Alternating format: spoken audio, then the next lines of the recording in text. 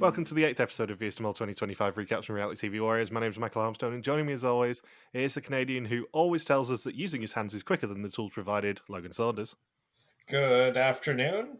And the bingo bear himself, the guy who has a habit of screaming whenever he sees a footlong snake, David Bindley. Good morning. And the best thing about that is that Bindles just gave me permission, without knowing what his intro was going to be, to do a Matt Barr joke. Good weeks?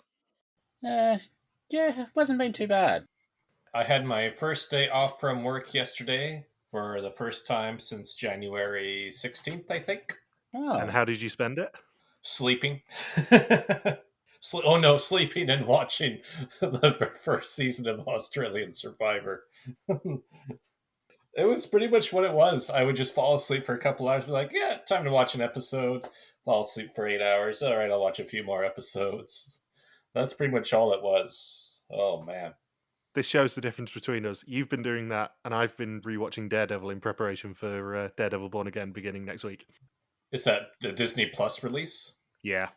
Season 1 of Daredevil, when it was on Netflix, was one of the greatest seasons of television I've ever seen, and it still very much holds up. Is it still on Netflix? No, it's on Disney Plus now. It moved to Disney Plus a couple of years ago. Could be worse. I ended up watching Mole Ukraine. Oof. Yeah. Yeah, but didn't you say it's basically Mole for psychopaths? Oh, yeah. It's absolutely terrifying how extreme the challenges are. Like, I don't know how they got away with half the shit they did. Like, even Gilles DaCosta would have told them to tone it down. Like, they had a challenge where they basically did, like, the Mole US Season 1 challenge where, like, one person tries to convince somebody else to do the challenge, but they don't know it's fake. So instead of, like, one person trying to convince everyone to win an exemption, they had each player trying to convince their loved one to do it. And you had, the normal things like the hot coals and, like, all of that sort of stuff.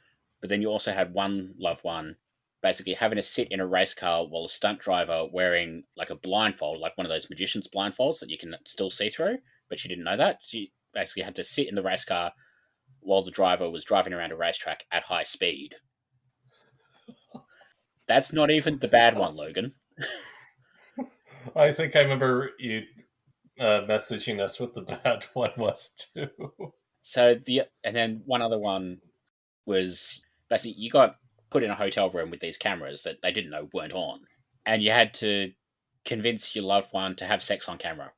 Like, even Gilles DaCosta would not have done that. Please don't make this turn into a thing where I have to ask Jill at the finale in a few months, would you do a challenge where people have sex on camera? He already thinks I'm a weirdo. Everyone already thinks you're a weirdo. Yeah, but he especially thinks I'm a weirdo because he's dealt with me so many times at this point. Yeah. There was one other challenge where it was like not quite like the old hostage rescue because there wasn't a hostage, but it was one of those ones where you had to go to like 3 separate places and grab things and put them together. So you had a phone, you had to get out of the window of a store that was closed, you had to get the SIM card out of a locked car in a busy parking lot, and you had to get like the code you wanted to send through a text message from a locked apartment where the person wasn't home. But like before the challenge, you got told, you're going to need these 3 items. You can buy them for money out of the pot.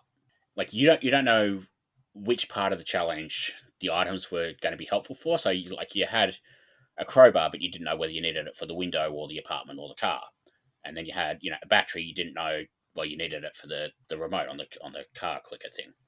And it doesn't look like they seem to have told anyone nearby in any of these places that this is like it was a TV show doing it. So you see them basically realize they've got the wrong item for the window, smash it open, grab the phone out, and just sort of start sprinting down the street trying to get away before they get caught. Are you sure this was Mole Ukraine and not just a crime show? Yeah, no, this was a genuine thing. And then they broke into the apartment, and then I don't know like how they got told, but they had like a certain amount of time to get out, like get the code and get out before the police turned up, and they got caught, and they basically got frog marched out of this apartment building, got arrested. Real arrested? Yes, real arrested. Like the cop, like they had confessionals in the cop car and everything.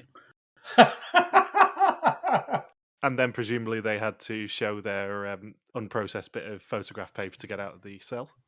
Yeah, so they got arrested, and then the rest of the group is, you know, basically reunited at the end of the challenge, and then the host tells them, "Oh yeah, they got arrested. You've got to pay to get them out of jail."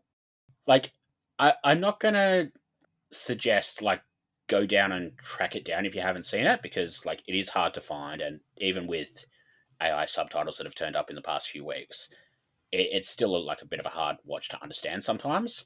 But holy shit, it is insane. Didn't you also say one of the roulette challenges was get put in a full body cast in a crucifix position for 2 days? 3 days. 3 days, was it? Oh, yeah, Yeah. sorry, I underestimated their insanity. Yeah. there. That'd be too easy. Yeah. So like it was one person, got shown the 4 challenges, was full body cast in the crucifix sort of position for 3 days. And then, like the standard nude modeling and all of that sort of stuff.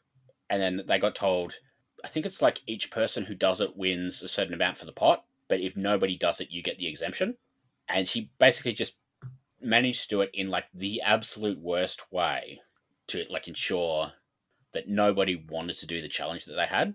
And then I think they like offered extra money or something. Like if he went and did 2 of the challenges that weren't done by the other players. So the one challenge that he didn't assign to anyone, but then he also had to do one of the other ones. And he ended up with the crucifix one, which they showed him sort of, a few hours later trying to cut himself out of it with a razor blade. Oh, man. So, like, having seen that now, I don't know how Belgium is going to top it this year. I'm sure they'll try. Yeah. Oh, yeah. Like, admittedly, this was, 10 years old, basically before everything that happened in Ukraine happened in Ukraine. But, now that it's sort of become sort of reasonably accessible, it's worth watching once. Maybe, like, don't, like, go into it expecting anything great, because it's not great. Isn't that basically the slogan of this podcast? Yeah. There's times where it makes the product placement on Amazing Race Canada seem subtle. Who sponsored the fake sex challenge then? The Russian government. Probably. But yeah, like every episode, even though they were mostly based in one city, every episode you sort of get a shot of them like driving to like a petrol station in the middle of nowhere and just stopping for lunch. This is a very, very long-winded way of saying, guess what our historians is going to be this year, guys? Yeah. But did they do any brain teasers on a single white sheet of paper as a challenge? No, they did not. Or pour orange juice into empty glasses? No. And as I mentioned in the popcorn bucket discussion last week, I went around to one of my friends on Saturday, and there was another guy there who I like to talk about a particular show with, by the name of the Traitors. He'd just caught up on Traitors US, and we were having a very long discussion about the latest episode, which, can I still point out, haven't seen but knew what happened. So Fuzzy, that counts as Traitors Talk. You should have trusted me. Trust somebody. And the other major bit of reality TV themed news this week is the fact that Survivor 50 is going to be, and I quote, in the hands of the fans. Oh, God. What could possibly go wrong? Final Four, Final Tribal Council. It's finally going to happen. The fans are going to get their wish. Finally, a season ends with 7 players at Final Tribal Council. That's classic Australia, isn't it? Hmm. Yeah, apparently none of the players are going to know what the decisions of the public actually were until they get to the beach. So they won't know whether they get Flint, they won't know what their tribe colours are till they get there. All that sort of nonsense.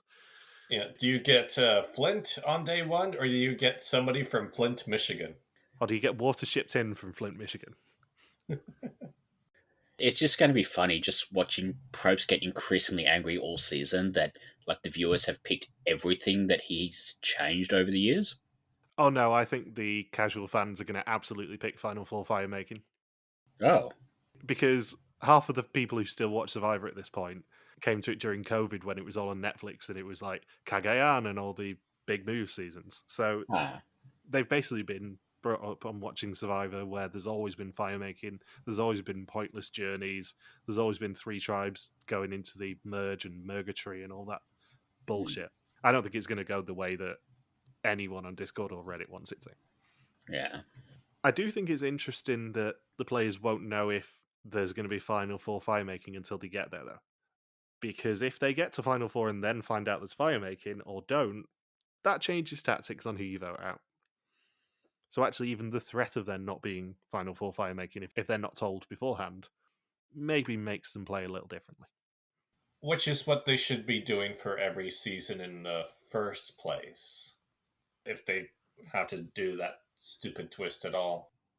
Just like how, some people like Final 2, some people like Final 3, so as a way to balance it out, we're always going to do Final 3 for all eternity.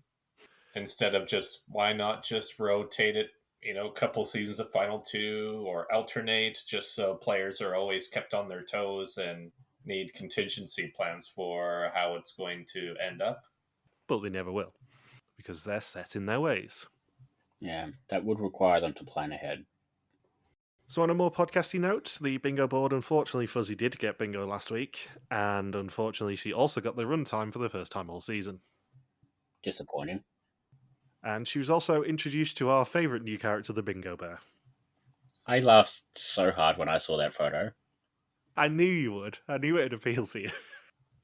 It's too bad Michelle wasn't involved, otherwise she could be Bingo Bear 333333 on Twitter. Very true. So previously, the Final Five finally visited where Ray spent the night as they tried and failed to reunite passengers with their lost luggage. Rose managed to sneak a tablet from a suitcase, but got no information from it, rendering the entire last 4 episodes of build-up pointless. When given the chance to bid for an exemption for the finale, most people went big, but thanks to Carrot in a Box, it was Stein who won it, and in the process took €5,000 from the pot. At the execution, it all came down to Logan's team, as Nora was the 6th person sent home. She gone.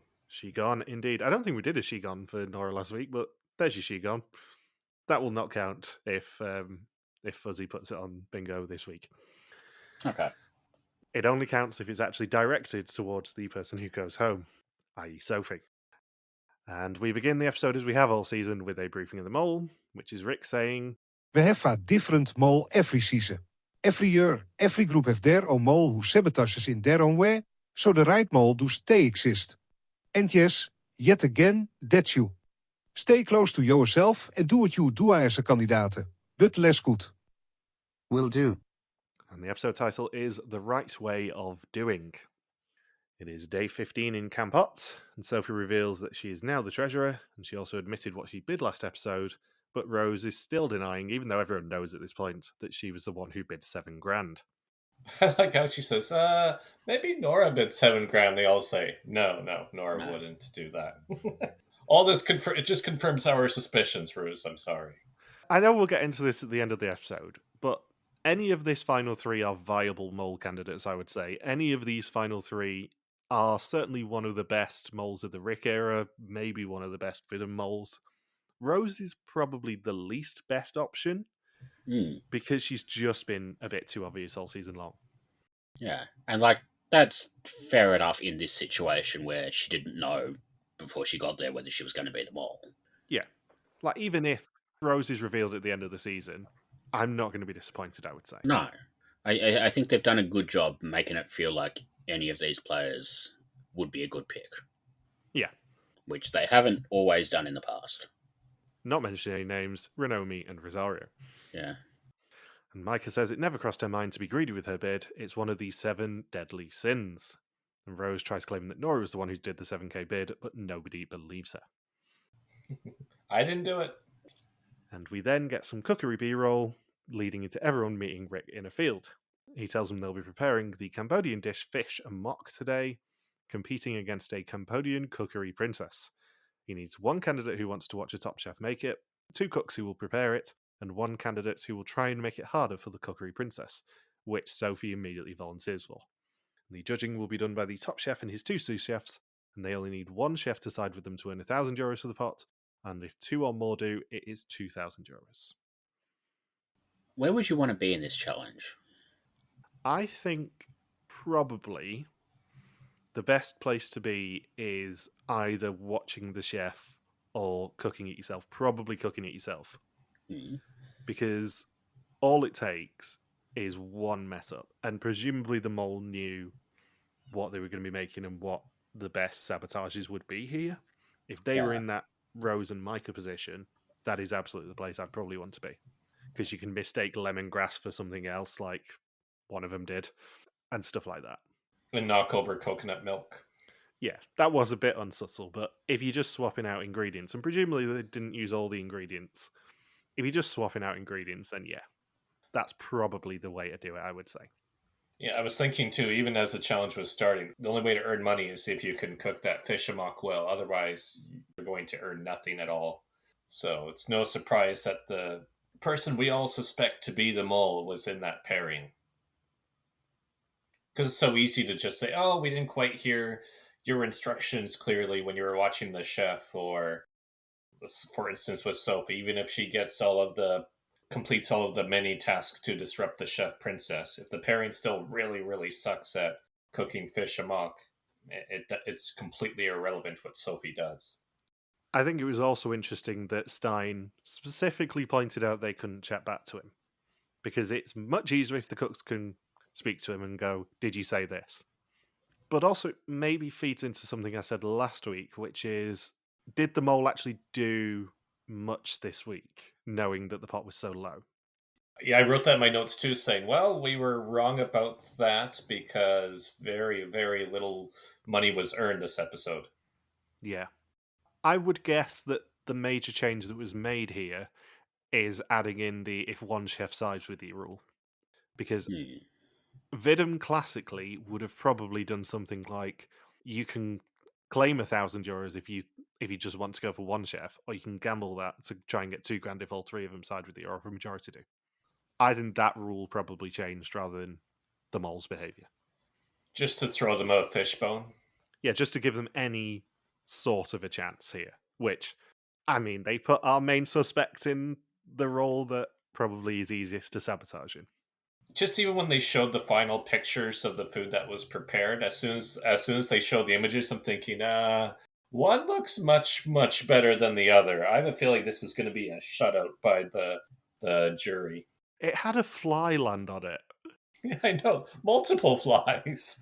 I'm thinking, the flies have germinated on their fish amok even before it reaches the chef's lips. Yeah. That's not a good sign. Yeah, they're going to end up with fish and maggot. Do you guys want to take a wild guess of which element of this challenge I love the most, though? Sophie blindfolding the chef princess. I'm going to go with Sophie just heaping that spoon with like the licorice salt powder. Both wonderful choices. The correct answer, though, was the thumbprint aprons. They should sell those. Because I absolutely would get one. I think they were the same aprons they used in China at like the food cart challenge. Yeah, I probably sang their praises in the food cart challenge as well. I love those thumbprint aprons. They're so cool. Although I think maybe not. They might have been different aprons because the colour scheme and stuff they've used on the aprons this time is the new colour scheme. Ah, It's the Oman onwards theme style. at least they weren't like the little tiny aprons they used in Mexico last year. No. Or the Dominican Republic ones, which I know I sang the praises of because they were so cool. So Sophie's first mini challenge to sabotage the cookery princess is to correctly match fruit names with the fruits. If she's correct, she can take one herb away from the kitchen princess, and unfortunately, she gets two of them wrong. And then Maaike, as we said, does accidentally, in inverted commas, knock the coconut milk over. Would you have done alright with the fruit matching? I probably would have done reasonably similar to Sophie. Like, a lot of those fruits, even though they're sort of unusual fruits, a lot of those are the sort of things our supermarkets have in like the Asian food section. So like I would have walked past them and sort of known that one's a dragon fruit, that one's a rambutan, all of that sort of stuff. I don't know whether I would have got all five. What about you, Saunders? I think I would have gotten at least 3 for sure. So basically what you're both saying is you know better than Sophie. Well, I mean, I did spend 5 months living in Thailand before. Yeah. True. And also, I didn't get eliminated this week, so... Very true. And the second mini challenge is another fun one. Sophie is presented with a bowl full of chili peppers and has to eat one within a minute. And if she succeeds and shows an empty mouth, then she can take the knife away for 5 minutes. And she's immune from the next tribal council. Oh yeah, it's the immunity idol in the form of a knife. Mainly because nobody's going to try and vote you out when you're wielding a cleaver at them. Yeah, I wonder if they just specify in the rules you can take the cleaver away, but you can't use the cleaver on the chef princess. Sophie, what are you doing? You can't do that. Oh no! Oh no! Stop, Sophie. She wanted to run amok instead of doing fish amok. Yeah. I wonder if she would have been allowed to basically take the chili, go and dump it in the coconut milk before she ate it to try and head off some of the heat. Yeah, that might not have been a bad shout, actually. Would you have been all right with chili peppers, or was this a no-go area? Oh, I can do chili. That's not an issue. But I suspect, people from a country that basically exists as... What if people decided British food was too flavorful? Probably had a little bit more difficulty with this challenge than I would have. Yeah, this may shock you, but this would not have been a good meal challenge for me.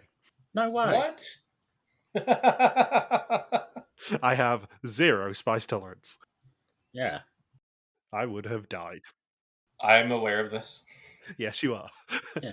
I mean, the UK is a country that basically rated half the world for spices and still puts milk in its tea because it's that powerful. Yeah, this would not have been a good one for me. My favorite was a couple of local friends. We went out to an East Indian restaurant for somebody's birthday, and I think they hadn't really been to an East Indian restaurant ever. So then when they were asked for the spice level on the scale from 1 to 5, I believe my friend said -2. And when she took a bite of her food, her eyes were watering and she was sweating. So we had to ask the server to quickly bring out cream to mix in to help her cool down. And then, she was eating something at 80s trivia night. Oh, it was a variation of a Bloody Mary drink where she told the server, "Oh, make sure it's like a Bloody Mary, but don't put anything spicy in it at all." So the server didn't really put anything spicy in it. And whatever minimal spice was in there just made her eyes completely water again. Bloody Mary's just vodka and tomato juice, isn't it? But usually, like in Canada, it's usually you have like a peppercini or some sort of pepper mixed in with a Caesar drink. Yeah, tomatoes haven't reached Canada yet, Michael. Ah, yeah, good point. They're a new world food, aren't they? I forgot about that. But usually it's because our version is called a Caesar, which is tomato mixed in with like some sort of hot spice in the drink. So the third mini challenge is to identify which bowl of peppercorns, by the look of things, doesn't belong. And she's correct and gets to put a spoon of licorice salt in the princess's mortar. She was so horrified. Yeah, seemingly has no effect whatsoever on the end product. That would have been the one that I think probably would have made the most difference, and yet she still absolutely destroys them. Yeah, like if Rose and Maaike were anywhere close to being comparable to this dish, I think they probably would have won as soon as that got put in. Yeah. But because they were that bad at it, they couldn't even be salvaged by a big heaping teaspoon of really disgusting salt. And the final mini challenge requires Sophie to identify 3 of 5 ingredients in a Cambodian delicacy that we don't even find out what it is.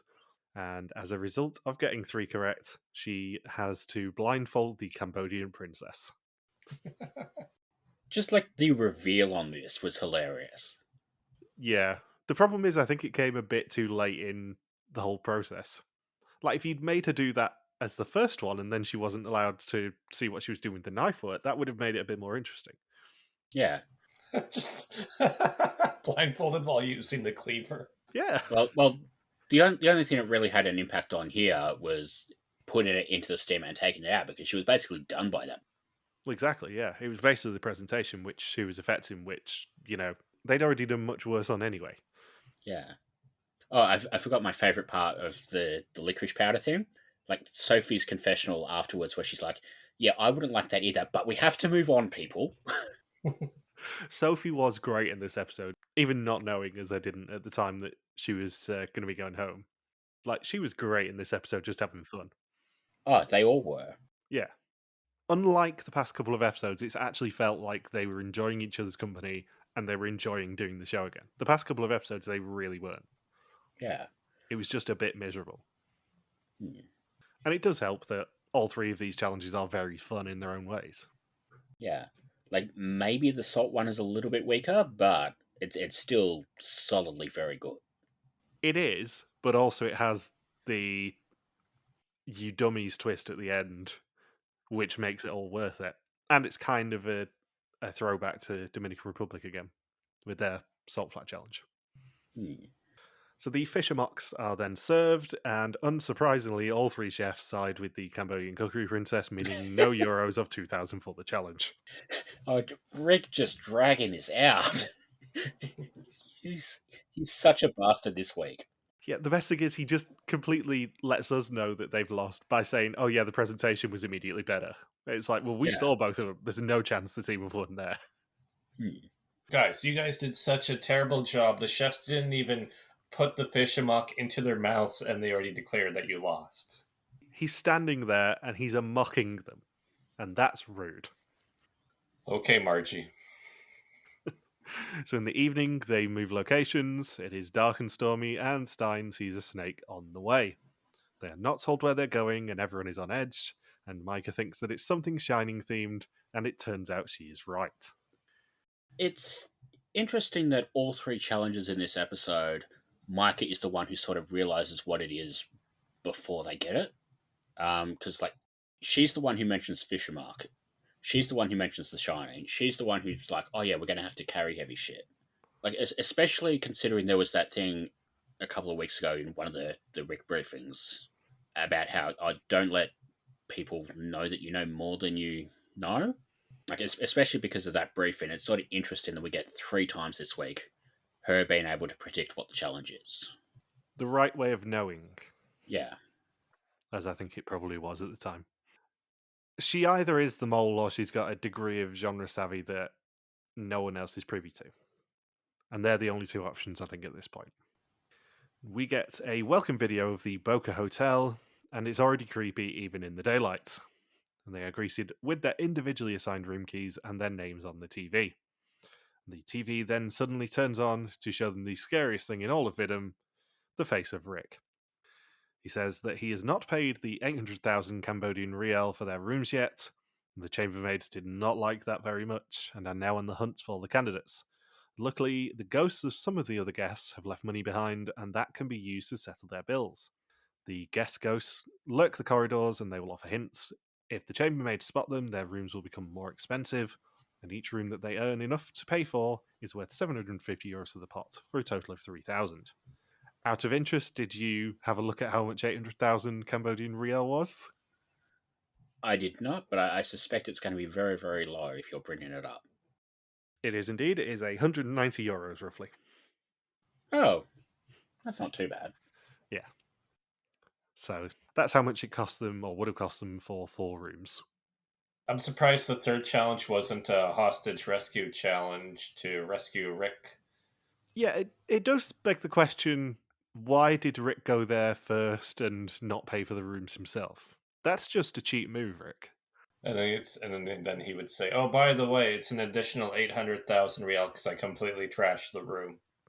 You know the rules. All work and no play makes Rick a dull host. Just stepping behind the curtain, I'm assuming that they hired out the entire hotel for that evening, because it would have been fucking annoying if people were just wandering the corridors.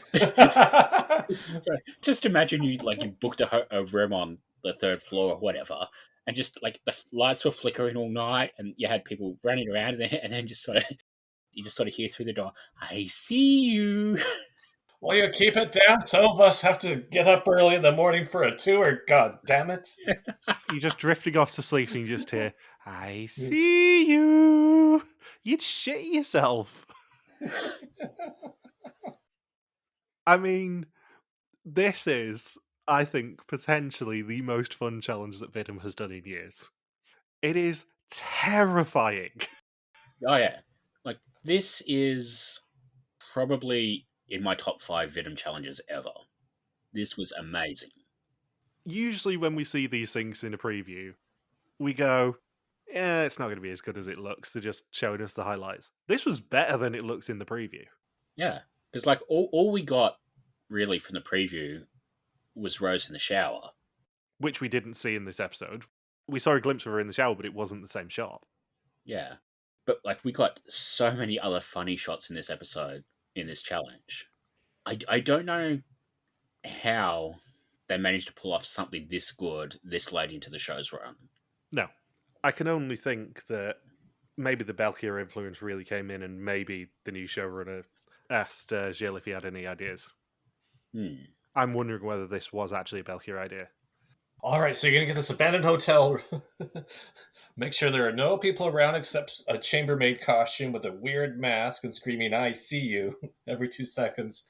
This sort of nonsense has Belkier written all over it. I really wouldn't be surprised if Gilles at least had a sit down with him and went, "What are you thinking of? How can we make this more fun?" Especially considering the movie theme for Arizona, this would have fit in perfectly there. Yeah, this does feel like the sort of challenge that maybe they thought of for Arizona, but they just couldn't make work, so they had it in the bank.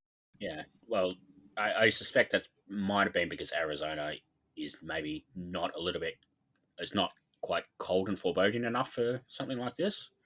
Well, they did go in November, so it would have been pretty cold. It just would have been a lot more expensive to hire out the entire hotel, I suspect. Yeah, Sedona hotel rooms are not cheap. Yeah, I was lucky or unlucky enough to stay the one night in Arizona. Well, the one night I stayed in Arizona that wasn't the Grand Canyon. We stayed at a casino hotel, and that wasn't particularly cheap. I don't think. I don't know how much the Grand Canyon lodge was, but it was really nice. It was right on the South Rim. When you film in a place like Cambodia, you can, especially with a smaller budget, you can just rent out an entire hotel for the night to do whatever challenge you want to do, such as this one. That's the one. That's the one thing that really plays to their advantage this season is they're able to do, for instance, the Central Market, just use it as their own playground for a challenge, or the abandoned airport. Yeah, They're trying to utilize all of these locations as much as they can, just given the how much more affordable it is to do these types of tasks in Cambodia compared to, say, even Japan or whatever random country they choose to film a season in Europe. yeah. Like most seasons, they tend to really like abandoned buildings and stuff they can get cheap. Like even in Oregon, you get the paper mill and all of those sort of places. This season, I don't think we've had anywhere that's really been abandoned aside from the airport. No, there's been no random factories or anything. Yeah, and like even the airport, you'd be like, if that's the sort of place that's available to you, of course you're going to do a challenge there. Like that's not something you can really pass up. It's the same sort of thing where like, yes, they did 2 challenges at Angkor Wat, and maybe you really only need one of them, but it's Angkor Wat. What are you going to do? Yeah, you can't really not do the equivalent of an episode around Angkor Wat if you're filming in Cambodia, I don't think. So that is the attraction in Cambodia. Yeah, as Hmm. Rick said at the time, at the start of that first challenge where they were looking for the photographer, it's on everything in Cambodia. It's on the flag, Yeah, it's on the football strip. You cannot get away from Angkor Wat in Cambodia. And I think the contestants probably would have been a bit pissed off if they hadn't done anything at Angkor. I was just thinking too. I remember when I was in Cambodia that I think they said something absurd, like 95 or 96% of the tourists who go to Cambodia when it's their first time there, they go to Angkor Wat. Absolutely. Hmm.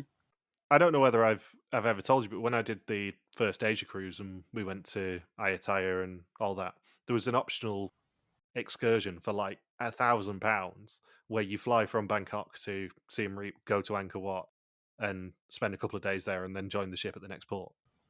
yeah, Oh, really? Yeah, even though we didn't actually go to Cambodia on that cruise, we had the option to if we wanted to for a pretty hefty fee. As I said to my brother at the time, if you're going to do that, you just, do it at the end of the holiday. You're going to Singapore anyway. You just fly from Singapore to Siem Reap on the way home. yeah. It wouldn't be that expensive. No, it was typical cruise price gouging, but Hmm.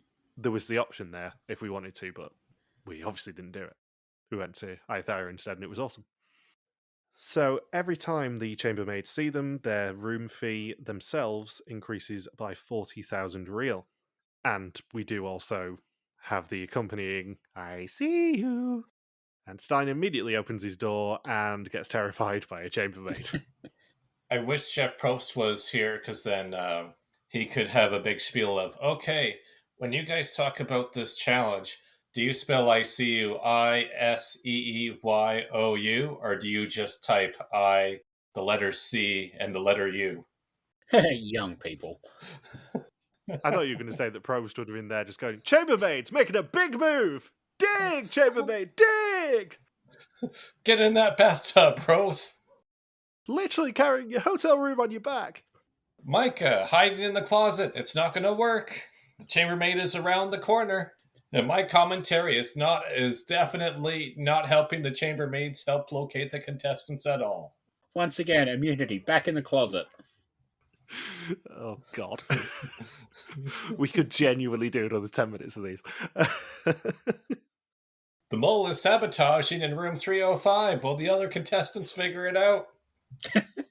Well, they'll bring in Nora and Samuel Haggins from Redemption Anchor to figure out who will be re-entering the game. From Redemple Temple. Redemple Anchor Temple. So Sophie tries to pass on the first clue that she hears, but for some reason the walkie-talkies are messing up. And Maaike also gets spotted by a chambermaid, and she's spotted again in room 201, trying to hide in the bathroom. Oh, guess what? An Ellie Loost reference, because they have walkie-talkies. How long until the Netherlands, the walkie-talkie companies just put Ellie Loose's face as a form of branding and just have her do walkie-talkie commercials? If it was going to happen, it would have happened by now, I think. It's 9 years at this point. Sophie just hiding underneath the doona. Repeatedly, though, like, we see her 3 or 4 times hiding under the duvet. To the point where, I can't remember who it is, I think it might be Rose. No, it's Stein, I think, saying, you do actually need to, search the hotel at some point. We do want more than 4,000 euros by the end of this season, Sophie. I think my favourite shot in this entire challenge is that one where, Maaike's hiding around the corner and you see, the split screen where Maaike's on one side of the wall and then the guard's coming towards her on the other side and just sort of turns around and sees her. Yeah, that's the bathroom shot. Yeah, that's what I put in the notes too, where you see both of them at the same time and you're just waiting for that anticipation of the chambermaid turning around the corner. I'll say this now, that was my preferred option for the banner, but that was an absolute arsehole to try and get. So that is not the banner.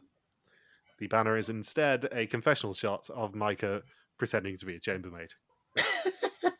Because it made me laugh. And Maaike, I don't think, has had a banner this season yet, so now she has.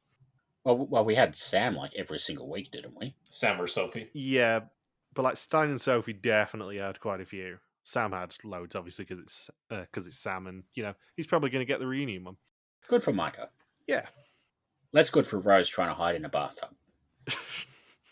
So Sophie opens the first safe in room 306, and Stein gets caught again. Rose claims on the walkie-talkie she can't remember when leap day is, and she's caught in a bathroom. Sophie then gets caught in the corridor and screams the entire place down, hence why I think they probably just hide out the entire hotel, because you'd hope so. I wonder where they put up all the other guests for the night. Just didn't have it available for booking that day? Yeah. Yeah, they just booked it out. And Stein, Sophie, and Maaike are all caught again as well. And Stein unlocks another safe, but we don't actually see him take any money. Rose then opens the safe from 206 before Stein unlocks another one with Maaike's help. Stein then finds Rose hiding in the bath, and she claims she lost her money out of her bra, and he and Sophie decide to find room 407 together. The safe has already been emptied. And he says that this challenge is a dream for the mole. It's interesting that we had 2 or 3 people basically tell us what the mole was probably doing in this challenge, which makes me think there was something a little bit cleverer going on that we're going to find out in the reunion. Yeah. Because I don't actually think that Stein really stayed on floor 4, because his room was on floor 4, I think. Yeah, he said 407 was right next to where he started, so... Yeah, well, it was a bit confusing, that's the thing. Because originally when they were assigning the keys, I don't think he said he was on floor 4, but he implied he was. If he was, then he didn't stay on floor 4 for very long, I don't think, which makes me think that maybe the mole knew where Stein was, thought that's a big money one. I'm going to sneak up and get it now. Yeah. So yeah, that'll be an interesting one, I think, when we do see the mole sabotages in a couple of weeks. Do you think it would have been allowed to basically just let the creepy doll chambermaid see you once and then just stay in their line of eyesight so they can't really say I see you again? Just follow around. I see you. Damn it. I can't get away. I presume one of the off-screen rules was that you get a 10-second cooldown, you got to run out of the line of sight or something. Oh, yeah, that's fair enough. There'll have been some off-air rule, because otherwise people would have game theoried it. The interesting thing for the mole, I think, potentially, is their best tactic is not to keep getting caught. I think their best tactic is probably to make as much noise as possible on the walkie-talkies to attract the attention to everyone else. Yeah. And it's kind of like the bidding for the exemption thing last week, in that I know Maaike and Stein both got caught 5 times here, so this is just a theory thing. But I think it's a much better tactic for the mole to try and cause everyone else to get caught than themselves, because they know that it's going to get exposed at the end of the challenge who got caught how many times. Yeah. It's a risky mole tactic to try and get caught so much and then raise the price of your room rather than trying to raise the price of everyone else's. Especially when we're working on the assumption that they don't necessarily want them to earn 0 this week, they want them to earn minimal amounts. So at midnight, they then head to reception to find out how many times they all got caught and how much their rooms are worth.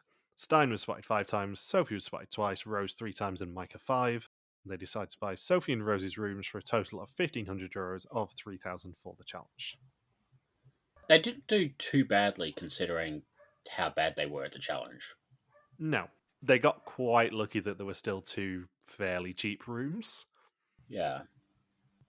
I don't think we're going to have seen them all rip up the notes like someone suggested, because, it was actual Cambodian currency. That's a little bit disrespectful. Yeah. Can you imagine? Well, there's a general rule that they only rip up mole money. They don't rip up or flush real money, I think. Yeah, where's Sophie's cleaver?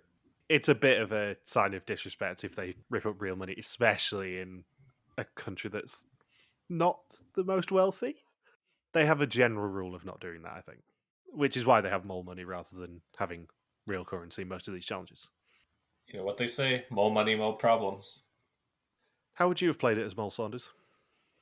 I think we covered it fairly well. I think just the whole franticness of the challenge and really playing into the fear and panic would be enough to offset any suspicion throughout the challenge, considering they were all just shouting and yelling and hiding in bathtubs and hiding underneath blankets. And finding ways to displace the money when no one's really looking. I think you do want to get to at least 1 or 2 of the safes fast enough to just find a way to just not necessarily tear up, but find a way to just discard some of the money. Yeah, I think it's likely the mole hid some money or found a way to discard it. I don't think they will have destroyed it because it's a little bit more disrespectful than they normally try to. It's not a good look. Yeah. Because you don't want that as part of your sabotages at the end going, oh, look, I ripped up all of this Cambodian money. And it's like, well, yeah, you could have given it to someone else.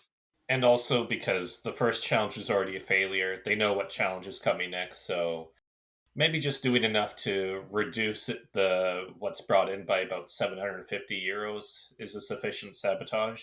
Yeah. So they wake up on day 16, and Maaike's had a bad night thanks to the flashing smoke alarm above her head and the storm outside. They are driven away from the creepy hotel and towards a location that looks like rice paddies, but it's not, and it's time for another salt flat challenge. I just like the idea of Stein and Maaike waking up in bed together and laughing over the ridiculousness of Logan never picking them for who's fucking Thomas Saunders. Yeah. Yeah, maybe we should have brought that back this week before Saunders had actually seen the episode. And in the most brave moments of the episode, I would say, Rick is the only person wearing shoes in this challenge, and he's wearing bright white trainers. There's a hose out back. I wonder whether maybe they weren't allowed to wear shoes, like by the people who own the rice farm or something. Yeah, I presume they weren't allowed to wear shoes and because Rick was only staying to the edges he could. But Yeah. of all the colours of shoes that you pick for a challenge like this, if you know it's coming as host, you probably don't bring your bright white trainers out that day. No. So he says that they will be harvesting 500 kilos of salt, and it's worth up to €5,000. For every 125 kilos that they harvest, a cage will open containing money and something less monitoring. One person can go for each cage, but once they claim a cage, they cannot harvest again. And they have 45 minutes to open all 4 cages and claim up to €5,000. I would normally ask how would you go about this challenge, but Rick basically tells them at the end of this challenge what the best tactic was and that they're dumbasses for not doing it. Yeah. I did notice one other thing in this challenge that might have been a sabotage. What's that? So they had the yolks with the 2 baskets on each side, and then the baskets were open at one end. Yeah. But basically, everybody was holding them with the baskets, like with the open ends facing in opposite directions. So no matter which way you move, something was going to fall out. Like if you do what Stein was doing basically at the start of the challenge and turn one of them sort of around 180 degrees, they're both facing the same direction. You can sort of tilt it back a little bit, and then you pretty much just got to avoid leaning forward. Where, like, if you've got one facing each direction, you've basically got to hold them flat the entire way. I thought it was sort of interesting that nobody was doing that, which seems like a kind of obvious thing. I know it's a big money challenge, but I'm not sure how much effort the mole was putting into sabotaging here. I think this was more of the team are a bit too selfish and sabotaged themselves out of $5,000 here than anything else, or $3,000 as it was in the end. But it's funny that Stein has the exemption to go through to the finale. Why not let him get some money for the group? He's the one person who doesn't have an incentive to go for an envelope. I think it was because he was the strongest of the 4 of them. Yeah, he was basically the only person who could have gotten close to doing that last 125 kilos on his arm. Yeah.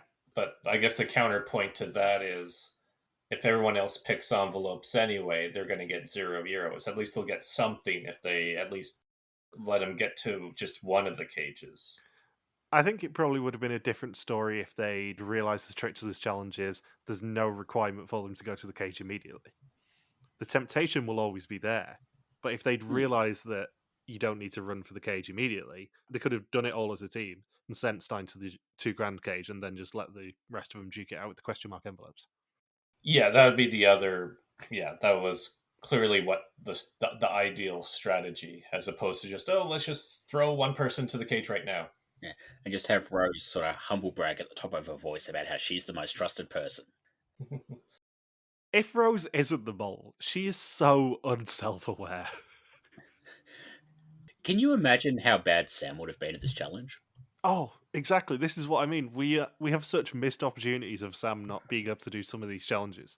Like, he would have been brilliant in the Shining challenge as well, just causing trouble. He would have put on one of the chambermaid costumes and scared the other contestants into thinking they lost money when it was really just him dressed up as a chambermaid. Imagine Sam doing all the sabotaging in the Fisher Mock challenge.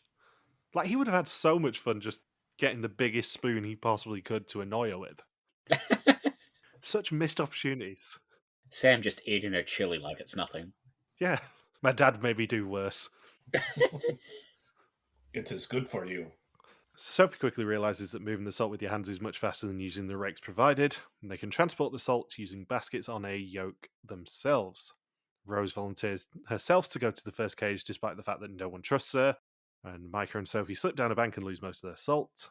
Stein and Rose's first batch appears to be 80 kilos, and with Maaike and Sophie's one, they are just short of the first cage. They get what they believe is 150 kilos, and Rose goes to the first cage, but it doesn't open. And that's because they were reading pounds rather than kilos, and they've actually only got about 70 kilos. They then manage to get the cage open, and Rose heads over, and she's given the choice of either €500 or a question mark envelope.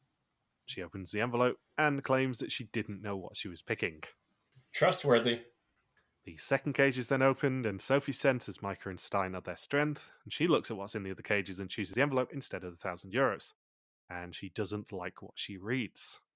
They then open the third cage, and Maaike goes, and she chooses the envelope of €1,500 and isn't even subtle about her intentions with Stein there. And the time ends with Stein not having finished the fourth scale for a total of 0 of €5,000 for the challenge. 1,500 of 10,000 euros for the episode, and 5,255 euros of 42,350 for the season so far. It's kind of hard to feel bad for the pot being this low when they have free money in this challenge and nobody is taking it. Yeah, this week was entirely their own fault. Yeah. Like, they're going to earn probably about 3,000 euros next week, and they will be thankful for it. If Maaike's the mole, they just handed her such an easy out to go for the envelope in this challenge without sticking out like a sore thumb. Exactly. Whereas just the other two picked envelopes, so it's really easy for me to justify picking an envelope too. It is interesting that basically the boot order has screwed them out of a lot of money here, because I think if you still have Nora in, as much as none of us wanted that, she would be more of a team player personality than everyone playing for themselves as they were this week. Yeah. I think if you have Nora in, she's a team player. If you have Ray in, they get all 500 kilos. I think they basically have almost the worst possible combination of people left for this challenge. Out of all 10? Yeah, the only way I think it probably could have been worse is if Sam was there, because he would have absolutely gone for whatever advantage there possibly was. And Rick also confirms that the last person to open the question mark envelope earns themselves 2 yokers, which is what the contents of it was. And also the best way to play this challenge would have been to go for all of you playing for 500 kilos of salt before you open any cages. You dummies. Rick is such a jackass this season, and I kind of love it. Yeah, he's definitely getting different direction. Yeah. He's getting told to be a bit more playful and a bit more arsey with them, and it's a vast improvement on what we've seen before. Yeah. I think before they kind of just didn't know what to do with him because he's like a serious newsreader. He can't really... I think they may have thought, well, because he's a newsreader, he's got to be trusted and all of that sort of stuff, he can't really be too playful with them. But now they've decided, F that. If people are too dumb to realise that this is a different show than the news... I think there's probably also an element of they wanted to differentiate him from Art, who was very playful at times. He wasn't Peter Yan levels of dickery, but he certainly had his moments of, you fucking idiots. I think they probably wanted to differentiate Rick from that a little bit, but they went far too far in the other direction and just made him a bit too wooden and serious. Anything else to say about the Salt Flat Challenge? No. It is a bit weird to have 2 jokers and an exemption in play at this point when the season's been so light on advantages otherwise. It is, but also I think it's interesting if Maaike is the mole. Because from a production standpoint, you probably don't want to give anyone who isn't the mole the advantage of 2 jokers here. Yeah. So if Maaike is the mole, she was probably told by production, yeah, you need to pick the question mark envelope, and you need to make sure you're the last person to pick a question mark envelope, because we want to tempt them to keep them away from the money, but we don't actually want to advantage any of them. I wonder if Stein had ended up with the jokers, if he would have had to give them to somebody else, or whether they just would have been like out of play or something. I presume he would have got the option. Because jokers have never been just for that one person, have they? They've always been a transferable currency. Except for that one earlier in the season. Yeah. That, they focused on for half the season. Yeah, unless it's specifically named like it was at the start of the season. They've always been a transferable currency. Yeah. So I presume he would have just had the option at least to use them or to transfer them, or, have a bit of fun with them and taunt the girls with it. So it's now time for the test. 20 questions about the identity and actions of the mole. Whoever knows least goes home except for the mole who can never go home. Stein has the exemption for the finale, and Maaike has 2 jokers. Sophie says she didn't keep an eye on her mole, but they were badly accessible on the walkie-talkie. She was found in a bath, and she said she had no money for the longest time. She hoped that Maaike would go for the money, but the fact that she didn't could be good cover as a mole. Rose thinks that Stein's the mole because he let things go to hell. She could be completely wrong, and it could still be Maaike, but she would be the best mole ever if it is. Maaike plays her 2 jokers and had a last-minute thought to include Stein, who would be the best mole ever, but she's not spreading anymore. She has 1 goal, 1 mole, and that is Rose. The jokers have to be used now. She can make 2 mistakes already and be ahead of the rest. And Stein plays his white exemption and is disappointed not to see the questions on the test. You'll see them next week, Stein. They'll be back. You can probably guess what half of them are anyway. Yeah. Rick welcomes them to the final execution of the season. Who will be the last person to leave? Stein is already a finalist thanks to his exemption, but which of the three of them will be joining him? Sophie is the first name to be typed in, and it is an instant red, and she's sent home. The rare insta-red. Yeah. Luckily, Rick doesn't have a cleaver. And she says the last two yokers didn't help, but she didn't know what went wrong. She absolutely could have been wrong in the end, and she loved every minute of it. It was so special, and she's proud of herself for making it this far. And despite Rick's badgering, she still has no idea how the mole was chosen. It was picked out of a hat. It's just random draw. Yeah, random. They're gonna show a clip in the reunion show. Random.org. All right, so let's see. Rich is number 1. Mike is number 2. Sophie 3. Okay, we've got all 10. And go. Can you imagine if the big reveal in the reunion is going to be, yeah, we went to random.org? I did love Sophie saying the Joker's probably killed her, and Rick just being like, no, you wrong. You wrong. That's why you gone. And then there's a hashtag on the bottom of the screen. Hashtag you wrong, you gone. So next time, the floor is immediately lava. Stein is clumsy. They go fishing before the finale, and seemingly head back to Phnom Penh for the reveal. If Jill DaCosta was there, I'm sure there'd be gasoline and lighter fluid for the Florida's Lava Challenge. Just to make things a bit more interesting, ladies and gentlemen. Well, if they are adapting from Belkia, it's very brave of them to do Flores Lava again with 2 women over the age of 40 in these final 3, because that's how Naylor knackered herself, was doing Flores Lava. Yeah. And this time they're doing it in a crowded market where there's things to fall on. Yeah. Like, we genuinely could see a medevac at the finale here. Shall we eulogize Sophie? I think she's probably earned it. She was a very entertaining character from start to finish. She was. Yeah. A lot of funny facial expressions. Channeled her inner Brick Tamlin with wanting somebody to lamp. And it was part of a lot of key storylines this season. Yeah. It's interesting that basically all season, up until a couple of weeks ago, it felt like we were building up to a Sam versus Sophie finale. And now we've got this. Yeah. It's very interesting because she was, for the first half of the season, a massive foil to Sam. And then he just goes. And then a couple of weeks later, she just goes. Yeah. It's just a very odd way to tell the story. I'm not objecting to it. I think it's interesting that they're sort of giving some of these characters who don't last the whole season a little bit more airtime than they have the last few years. Yeah, it's interesting because I said this on Discord when I watched the episode yesterday. I genuinely could get them all wrong at the end of this season for the first time in a long while on Vidum. I mean, properly wrong, like not Averon or your own wrong, but like I could go wrong like I do with Belkia a lot of the time, and it's actually fun. Like, Sophie was my bottom suspect for a few weeks on suspect list. I was hoping she'd make it to final 3 just so I had a guaranteed 0-pointer out of the way that I knew was never going to be the mole. Yeah. But it's really interesting to actually be wrong-footed by the edit for the first time in a long while on Vidum. It's nice that the show is fun again. Like, the last few seasons, like I think the last 2 seasons, they sort of felt like they were treading water a little bit, and then we had a couple of seasons that just kind of weren't great before that. Yeah. But like even this season, even when they do bad stuff, like Carrot in a Box last week, like you can see why they've done it, and you can see why they thought it might work.